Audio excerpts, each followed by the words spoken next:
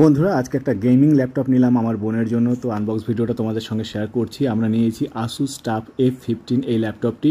তো এতে থাকছে ইন্টেল i5 11260H প্রসেসর এবং NVIDIA GTX 2050 গ্রাফিক্স কার্ড, এবং সেই সাথে এটার সাথে বিশেষত্ব হচ্ছে এটা কিন্তু 144 হার্জের একটা স্ক্রিন রয়েছে এবং থান্ডারবোল্ট 4 পোর্ট রয়েছে। এর কিন্তু আরেকটা বেস ভেরিয়েন্ট রয়েছে যেটাতে থান্ডারবোল্ট পোর্ট নেই এবং M.2 SSD দেওয়া রয়েছে, বাট এখানে কিন্তু NVMe SSD রয়েছে। বেস ভেরিয়েন্টের দাম 48,000 টাকা এবং এটার দাম নিয়েছে 50,000 টাকা।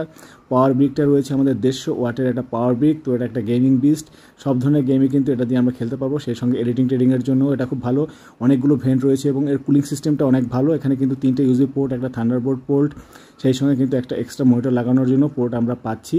আমরা যেহেতু অফলাইন থেকে নিয়েছি সেজন্য আমরা কিন্তু Asus TUF-এর অরিজিনাল ব্যাগ পেয়েছি এবং সেই সঙ্গে কিন্তু একটা ওয়্যারলেস মাউস এবং স্ক্রিন ক্লিনিং লিকুইডও দেওয়া হয়েছে। কিন্তু তোমাদের কাছে যদি SBI কার্ড থাকে তাহলে কিন্তু অনলাইনে অনেক কমে এটা তোমরা নিতে পারবে।